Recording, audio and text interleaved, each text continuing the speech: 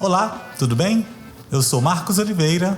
E eu sou Daiane Silva. E esta é mais uma edição do Ouve Só, um podcast com histórias e experiências sobre agroecologia, educação ambiental, cultura popular e combate à mineração, para inspirar práticas e ações. E em nosso segundo episódio, falaremos sobre a nossa visita ao assentamento Olga Benário, em Visconde do Rio Branco, na zona da Mata Mineira. Portanto, ajeite seus fones de ouvido, aumente o volume e ouve só.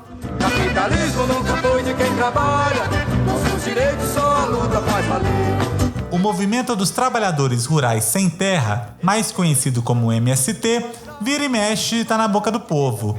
Se antes, em falas alarmistas que acusavam ou associavam o movimento a terrorismo, roubo de propriedades ou a violências diversas, hoje já aparece mais um olhar simpático de apoio, visibilidade e adesão ao movimento. Este último cenário é bem recorrente em grandes centros urbanos, onde os bonés vermelhos e as camisetas do MST circulam com naturalidade entre as pessoas e onde o Armazém do Campo, mais que um mercado de produtos da agricultura familiar, é um ponto de encontro, mobilização e produção cultural. Se você der 10 hectares por família, que é mais que suficiente, daria 12 milhões de famílias. Significa que se fosse fazer uma reforma agrária só com as grandes propriedades improdutivas, vai faltar sem terra. Porque nós somos 4 milhões e tem terra para 10 milhões. Então esse é o segredo que nós estamos defendendo da reforma agrária. Parem de pensar que nós queremos a terra de todo mundo. Nós queremos terra para trabalhar e para produzir alimento. Mas a pergunta que fica é: como é o MST visto por dentro? Como é a vida das pessoas do movimento, nos assentamentos? Como é a organização da luta pela terra e o sentimento de quem finalmente conquistou um pedaço de chão para trabalhar e para viver? Uma coisa é certa, mesmo depois de assentadas, as famílias permanecem envolvidas com o movimento. Quando os outros me chamam de sem terra, eu sinto muito feliz. Porque a identidade do sem terra é que eu entrei para a terra e eu tenho a obrigação de saber como a pessoa está precisando de uma terra, eu ajudar ele a conseguir o pedaço de terra dele. E muita gente, é difícil sim, ficar debaixo da lona, é difícil pela condição de estar debaixo da lona, às vezes sem alimento, né? A chuva vem, o sol vem forte, depois vem a chuva, a lona já está fraca, derruba a nossa barraca, mas o calor de quem está debaixo da lona, acho que é porque está ali pertinho. Ô, gente, o calor é muito grande. É muita... calor humano. Falando de um jeito simples, para quem não tem muita intimidade com o termo, assentamentos são áreas rurais, antes improdutivas, que passam a ser produtivas após serem ocupadas pelos sem terra. Não é mesmo, Dai? É bem por aí. São áreas que não cumpriram a sua função social, a partir de requisitos como produtividade, uso equilibrado dos recursos naturais, preservação do meio ambiente, respeito à legislação trabalhista e desenvolvimento social das comunidades, mas que após a organização popular e cuidados com a terra, passa a corresponder ao que está na Constituição brasileira. Função social é essa que para o Estatuto da Terra acontece quando a. favorece o bem-estar dos proprietários e dos trabalhadores que nela labutam, assim como de suas famílias. B. Mantém níveis satisfatórios de produtividade. C. Assegura a conservação dos recursos naturais. D. Observa as disposições legais que regulam as justas relações de trabalho entre os que a possuem e a cultivem.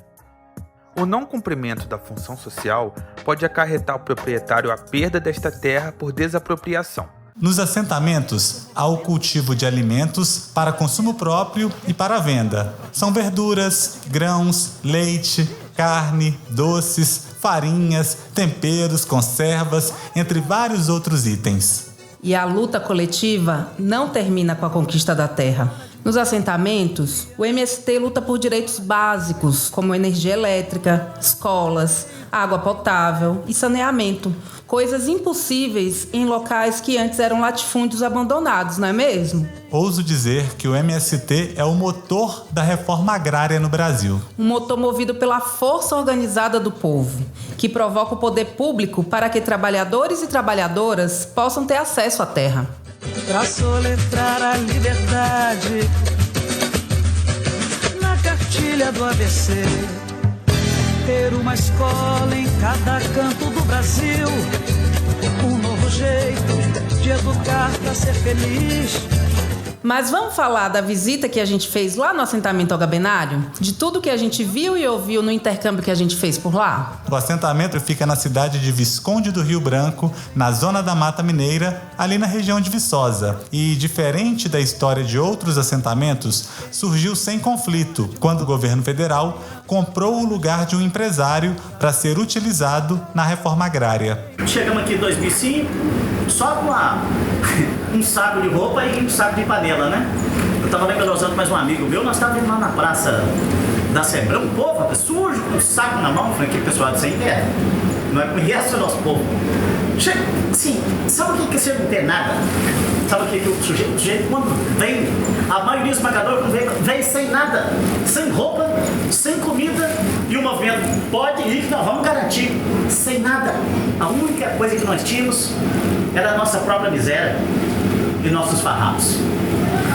E muita gente chegava a pé, de bicicleta, cada um trazendo um pouquinho de mantimento, né? Aí tinha a pessoa daqui de alimentação que ia despejando, era arroz, despejava tudo ali junto para depois dividir com o povo. Essas falas que a gente ouviu agora são de Edilei e Luzia. Eles são assentados lá do Olga desde o primeiro dia, em 14 de junho de 2005. Eles já tinham aparecido aqui nessa edição falando sobre a identidade do Sem Terra, mas lá no início do podcast. Depois de 20 anos da chegada das famílias no assentamento, muita coisa mudou. Eu passei por vários despejos, né? Minha primeira ocupação foi perto de Pará de Minas, município Pará de Minas. E de lá nós ocupamos outras fazendas. Aí nós viemos para cá. Quando nós viemos para cá, nós estávamos no distrito de Esmeraldas. E aqui não era ocupação, né? Então foi tranquilo. Nós tivemos o prazer, quando nós chegamos aqui, tinha muito estudante. Pois é, nesse dia, muitos estudantes da Universidade Federal de Viçosa, a UFV, receberam os assentados na terra. Um desses estudantes é o Alexandre Chumbinho, gerente jurídico do NACAB, e que se recorda de como tudo aconteceu. Nós tínhamos já essa notícia de que o MST viria para a região, né? Isso já estava sendo ajustado junto com ao INCRA, mas não sabíamos aonde era, né? E nos foi dada essa oportunidade da gente participar de maneira ativa ali no dia, né? No desenrolar dos fatos da ocupação. Nós tivemos um ônibus do movimento estudantil eu lembro que foi custeado por um projeto de extensão coordenado pela professora Franci. Eu lembro que ela chamava Monobloco. No dia nos recolheu lá na universidade e a gente foi prestar essa solidariedade, esse apoio aí na ocupação.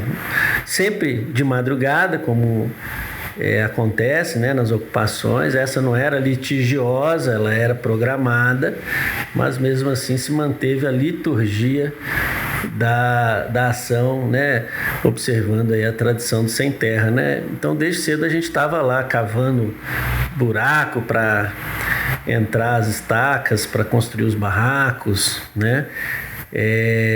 Ajudando a estender arame, ajudando a montar os barracos mesmo, né? Eles eram de lona nos primeiros dias, depois que o pessoal começou a fazer a separação de cada lote para moradia, né? E as construções de adobe começaram a aparecer e serem erguidas, né? O dirigente que coordenou essa ação, na época ele era dirigente da frente de massa, né, do setor de frente de massa do MST, que foi com ele que eu fiz essa ponte, né, para que a professora France custeasse esse ônibus, né? Que era o Mauro Lemes. O Mauro Lemes, ele além de fazer parte da Frente de Massa, ele representava o movimento na época na interface com o movimento estudantil. E muito querido Mauro, né, para todos nós, ele foi assentado lá. Eles, quando a gente chegou aqui, já estava aqui, chegaram primeiro que nós, fazendo uma festa aqui, sabe? Trouxe alimentação para nós, cachorro-quente, refrigerante, ajudou a descarregar os caminhões. Os caminhão nosso a mudança de sem terra é pior do que briga de porco na época de chuva. É muito feia. E eles, com toda aquela humildade, né? Eu morria de vergonha de ver eles descarregar o nosso caminhão. Aquelas espuma velha preta, porque a gente estava na fazenda, era despejado debaixo de chuva, saía com aqueles colchão velho preto, sujo de terra. Ai, menina, não gosto nem de lembrar. Agora a gente já está na nossa terra, já fez a divisão. Temos nossas vacas, agora tem até o girleiteiro, né? Projeto também que o Lula mandou para nós. E depois que veio a divisão, né, da terra, e melhorou mais ainda, né? Que a gente já podia plantar as frutas, né? Sabendo que o terreno era nosso, aí já ficou mais fácil. São 30 famílias assentadas e está num processo de inserir mais 3 famílias. Então serão 33 famílias. Mas no assentamento, com esse processo, né, que os companheiros colocaram dessa dificuldade do início, né? Mas o desenvolvimento também acontecendo ao longo desse processo, né? Então muitos filhos de assentados hoje retornaram para o assentamento, né? Alguns inclusive já engajados também na construção de uma comunidade diferente e melhor, porque os filhos já estão nascendo, né? Então quer dizer, filhos de assentados que já estão tendo filhos também e que quer construir também um espaço mais gostoso, né? Mais feliz de viver. Depois de tantas idas e vindas, as famílias assentadas começaram a se organizar e tiveram a ajuda de instituições de Viçosa, como a UFV. Primeiro, formaram uma associação de assentados, depois uma cooperativa, que vende praticamente toda a produção do assentamento. Tudo começou com a vinda do leite de vaca, que foi aumentando junto com a organização interna deles. Cada sem terra comprou 2 vacas parida, com dinheiro que o governo mandou, crédito de instalação. E aí nós já começamos a vender leite, entendeu? Já vendendo um leitinho e continuando mexendo com horta e com roça. E graças a Deus eu e meu marido já está aposentado através que nós entregava, né, para merenda escolar. Então a gente teve esse suporte lá junto com os estudantes na época da ITCP para criar a associação em 2007. E aí muito da intenção não só de representar o assentamento, né, ter uma ferramenta jurídica para representar os assentados, mas também de acessar projetos. E aí em 2012, esse mesmo grupo que contribuiu viu a importância da gente ter a cooperativa. Em 2009 teve uma mudança na legislação que impedia a associação de comercializar. A associação ela tem uma finalidade muito mais social e organizativa do que econômica. Então foi criada a Cooperac em 2012 para cumprir esse papel mais comercial do assentamento e de ajudar também a organizar a produção que já vinha sendo, né, organizada no assentamento e para vender também. O Olga Benário tem cerca de 900 hectares, com 400 deles formados por áreas de Mata Atlântica, lá no alto da serra e que não pode ser mexida. Hoje, tem quase 40 famílias que dividem o restante da área com suas casas, cultivo de feijão, de milho, de vegetais e criação de vacas leiteiras também. Tudo organizado e decidido de forma coletiva. Como a gente também não consegue abraçar tudo, a gente discutiu algumas linhas produtivas que a maioria das famílias gostariam de trabalhar, né? Porque não é possível nós criar uma agroindústria de tudo que... da diversidade, da vontade que as famílias têm de produzir.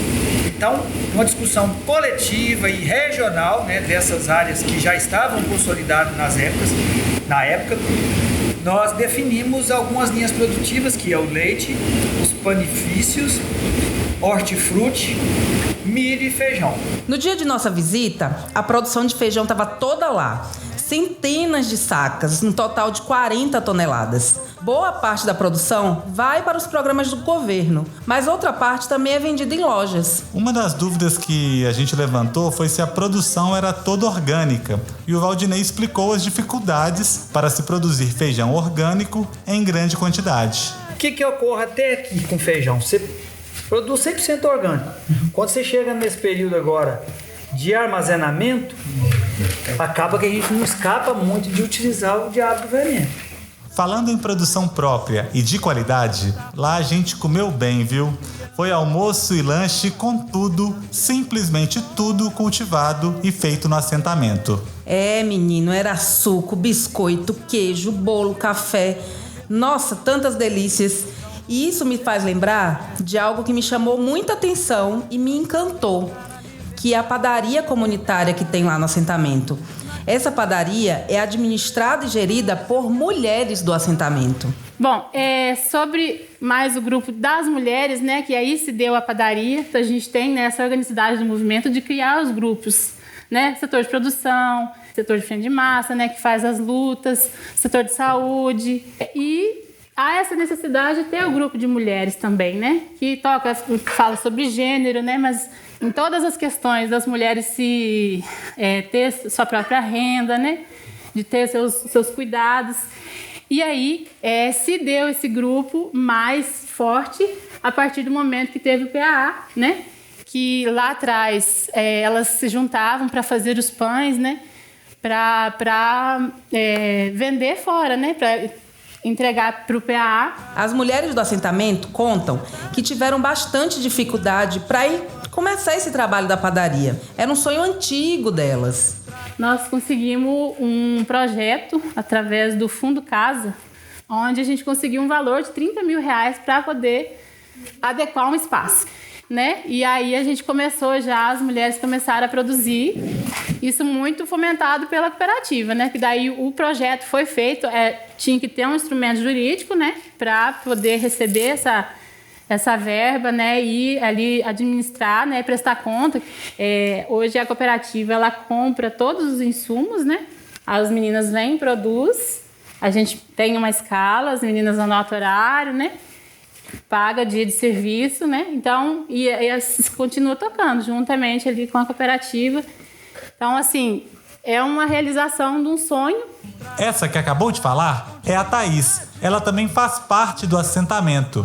E caso você que está ouvindo aí não conheça, o PAA é o Programa de Aquisição de Alimentos do Governo Federal. E através da cooperativa do assentamento, a Cooperarca, o assentamento vende pães, bolos e muito da sua produção para o PAA e outros programas também, como o Programa Nacional de Alimentação Escolar, o PNAE.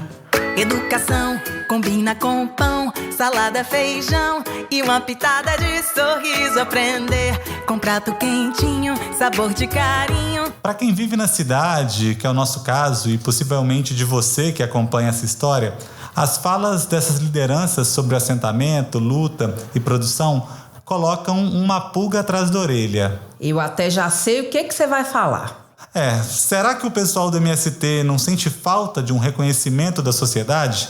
Afinal, ainda há uma visão bem errada e preconceituosa sobre o movimento, enquanto ele segue produzindo comida para as pessoas. E por isso que é importante também, e uma coisa que nós do MST tem colocado como uma tarefa nossa, que é de fazer a propaganda. O Dilei tinha falado cedo que o pessoal chama nós de preguiçoso. Mas isso é uma questão ideológica, né? Porque tem que chamar nós de preguiçoso. Eles têm que manter nós debaixo da sola do sapato, né? Porque quando a classe trabalhadora pobre do Brasil compreender que a reforma agrária é o caminho dela se erguer socialmente, ninguém segura mais, porque é muito pobre que tem no Brasil, né? Então tem muita gente que precisa de terra para se desenvolver economicamente. Então, esse mesmo, a gente trabalhando mais que eles, nós somos taxados de preguiçosos. Então, o que é que, pessoal, toda a nossa produção, a gente tem que arrumar a forma de propagandear para fora. Aí nós vamos fazer a festa da colheita. Aí é um dia de uma conversa, né? De construir as relações políticas. Aí já virou também quase que uma marca da festa, uma costela no chão, um porco. Então muita comida, fartura de comida. E para nós externar a alegria da nossa produção. Né? Porque daí não adianta o cara falar que não tem produção, porque ele vai vir cá e ele vai ver que tem. Na verdade, são muitas questões que ficam em nossa mente. Será que é bom ser assentado? Será que as pessoas, mesmo com todas as dificuldades, com todo o preconceito enfrentado, elas são felizes? Para Dona Luzia, vale a pena passar por tudo que ela passou? Quando a pessoa vai ocupar uma terra, se quiser a terra, consegue. Se a pessoa não desistir da terra, o MST não desiste da pessoa. Quando eu fui para a terra, foi muito despeito, vai para uma fazenda, vai por outra. Uma época meu marido desistiu. Eu falei com eles, eu posso morrer com 90 anos, mas eu vou morrer em cima da minha terra. O sonho e a luta pela terra para se viver e trabalhar é algo que inspira. E isso faz a gente pensar, como defende Stedley, que se a Constituição fosse cumprida de fato, com todas as famílias assentadas e a reforma agrária feita realmente, como seria o Brasil? Pátria livre! Pátria livre! Pátria livre! MST! A luta é pra valer! MST! A luta é pra valer! MST! A luta é pra valer! Dito isso, que a terra seja de quem trabalha nela, pois terra é instrumento de libertação, onde são plantados sonhos e esperança. É preciso colocar a alma no plantio. Terra plantada sem alma é um fracasso. Assim bem disse o saudoso Pepe Mujica, ex-presidente uruguaio e agricultor, que nos deixou em maio deste ano, mas seu legado de luta, cooperação e justiça social será eterno. E digo mais, a reforma agrária alimenta e reforça nosso espírito de solidariedade. Bonito. Então é isso, meu povo. Eu sou Marcos Oliveira. E eu sou Daiane Silva. E a gente fecha a segunda edição do podcast Ouve Só. Visite e siga as nossas redes sociais. Deixe sua curtida, seu comentário e compartilhe nossas publicações. Anota aí. instagram.com/nacabmg. Siga também o perfil da Cooperativa do Assentamento lá do Olga Benário. O endereço é @cooperarcazm e saiba mais sobre o trabalho que é feito lá. Vale a pena. Até a próxima, gente. Aquele abraço. Pra alimentar a nação, a ordem ninguém passa fome, progresso é o povo feliz. A reforma agrária é a volta do agricultor à raiz. A reforma agrária é a volta do agricultor à raiz. Esse é o nosso país, essa é a nossa bandeira. É por amor essa pátria Brasil que a gente segue em fileira. É por amor essa pátria Brasil que a gente segue em fileira.